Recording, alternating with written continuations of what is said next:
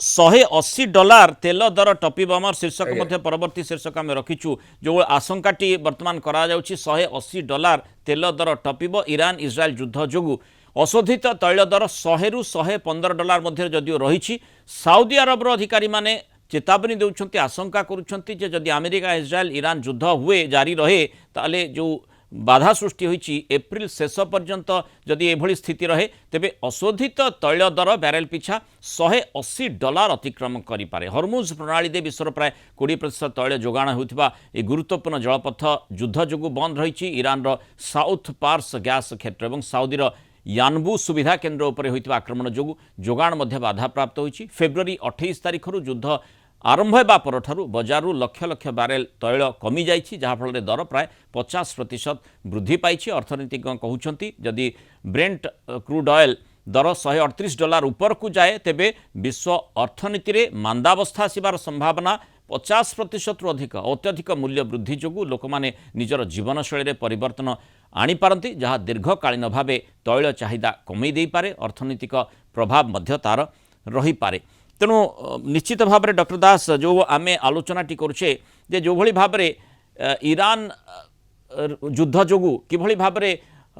हरमुज प्रणाली को से लिवरेज आकार रे व्यवहार करुछि तार प्रभाव को मात्रा रे पड़िलानी आउ सेठी जो साउदी पक्षर जो आशंकाटी करा जाउछि $180 एमिति तो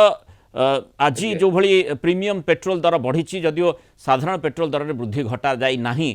किंतु जो भली आशंका करा जाउथला जे विश्व स्तर रे $130 बैरेल पिछा दर बढ़े अशोधित तैल दर ताहले निश्चित भाव में सरकार बढ़ी पारंती से संभावना रही $180 हेले ताहले तो अतिमात्रा बढ़ी जीव तेल दर। देखंतु जदि तेल दर बढ़िबो बा जोटा के कहा जाउची कि जदि युद्ध अति जल्दी सरी जीवो हुई तो जेटा गोटे प्रकार तार गोटे माइल्ड इम्पैक्ट पड़ी पारे। किंतु कथा होची जे आमे देखिचे एलपीजी एलएनजी पीएनजी एक कथा आमे देखि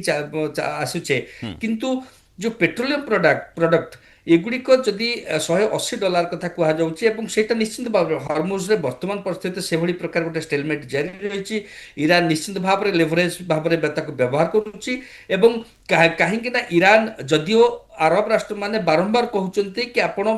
निजर पड़ोसी राष्ट्र मान को जी आपणकर रिजन अच्छे तार इंफ्रास्ट्रक्चर उपरे तार एनर्जी सोर्स उपरे बा जो कमर्शियल शिपिंग लाइन गुड़ी अच्छी जो भारत सरकार मध्य कहउचंती कि कमर्शियल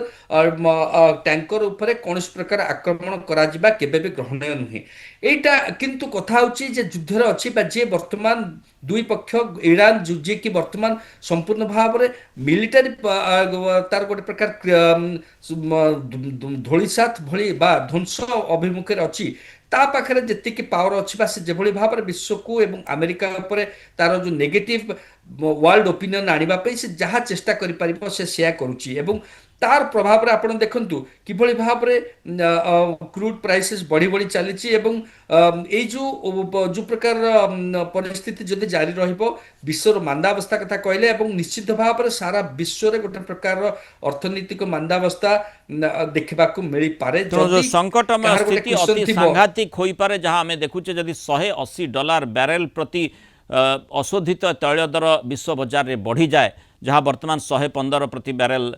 माने $115 प्रति बैरेल आम देखुचे तेणु क्यों मात्रा रे तार प्रतिकूल प्रभाव पूरा विश्व पर पड़ो भारत पर पड़ो वर्तमान ठारू प्रीमियम पेट्रोल भी महंगा है तेणु स्वाभाविक भाव में अनेक आशंका ताकू नहीं बलवत्तर हो। बहुत धन्यवाद डॉक्टर निहारंजन दास आलोचना मस्तर दीर्घ समय रही मतामत रखि।